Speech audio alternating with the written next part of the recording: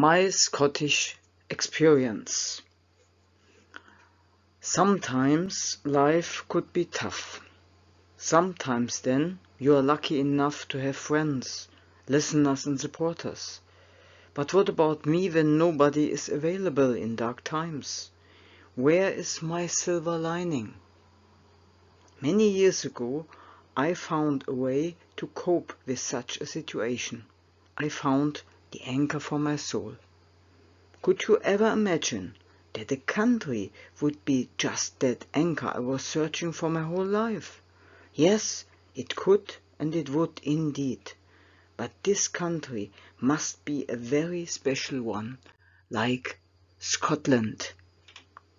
And I vividly remember my first step into my Scotland, the land where I could find a place to rest and relax, to feel secure, a harbor for stormy days.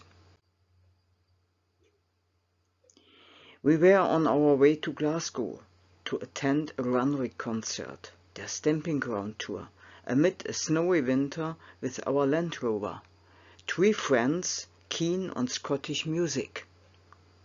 We drove to Belgium and France, took the ferry from Calais to Dover. Such a classical journey. Arrived in Dover, where we had to struggle with the left-hand traffic. We were fascinated by the white cliffs of Dover. Amazing. We drove the whole night and took turns driving. While one of my friends was driving, I was sleeping. Suddenly, I woke up with a strange feeling. I opened the eyes and could see the signpost, "Welcome to Scotland." We passed the Scottish border. This was my first encounter with Scotland. I will never forget this moment. Scotland welcomed me very warmly, embraced me. I took a deep breath and filled my lungs with the crystal clear, cold Scottish air that night, gaining strength and confidence from the very first moment. We arrived in Glasgow the next day. I could not explain my feelings, but it was just good to be in that city, the biggest of Scotland. Like ordinary tourists, we went on a city tour. We visited important places, like the St. Mungo's Cathedral, an atmospheric site, the famous River Clyde, Kelvingrove is the university, George Square, a place for political events and protests. Although on our day in Glasgow there was a flash mob at a place where people danced and sang to old Scottish tunes. Wonderful.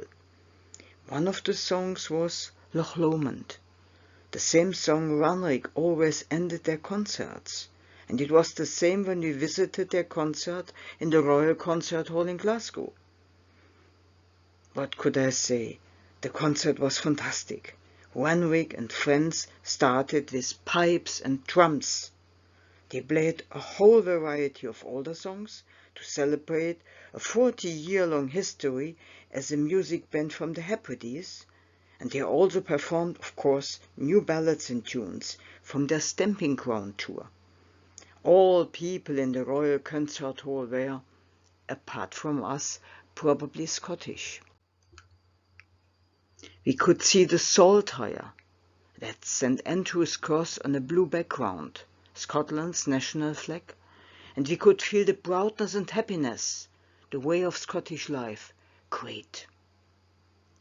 When I asked about the flag of Scotland, they told me the story. Standing on the moon, you see the earth blue and white, and these are the colors of Scotland. So, for me, it was just a thrilling evening, an unforgotten life event. My evening ended with joining in the singing of Loch Lomond with the whole concert hall audience. Next day, our adventure continued.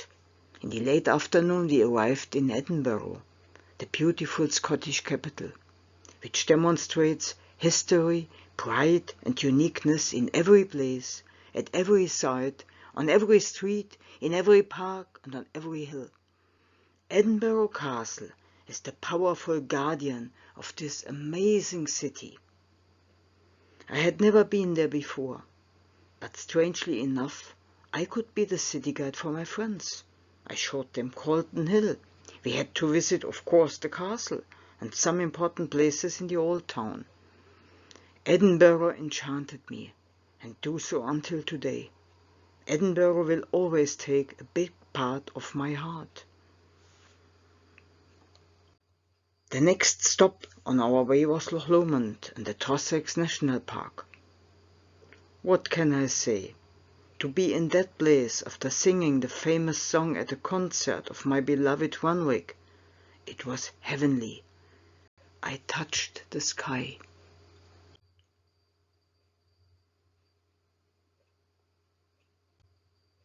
Every journey would come to an end, so we drove back to Germany.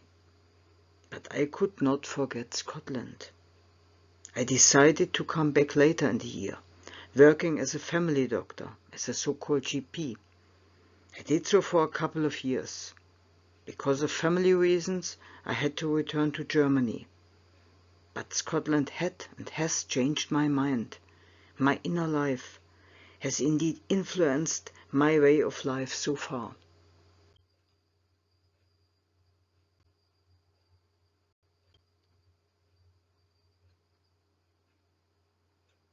Every day, many hours of my life today, my life as it is now in a new routine, I think of my Scottish moments, the feeling I had there.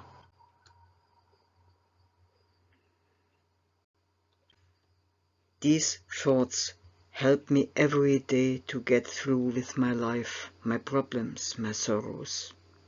The Scottish experience is my companion, come rain or shine. And that is the most important message to all dear listeners today. There must be an anchor for your soul, for your mind, that helps you to live. My anchor for the soul is the Scottish experience. Scotland, the landscape, the people, the way of life there, and first and foremost, my memories are my silver lining in life.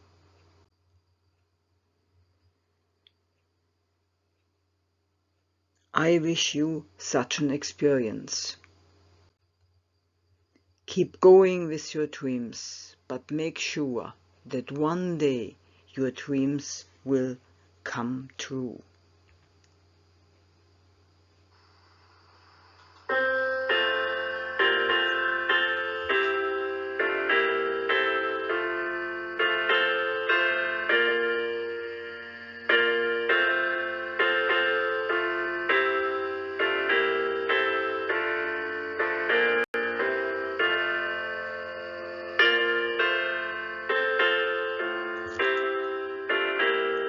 Bye bye, take care.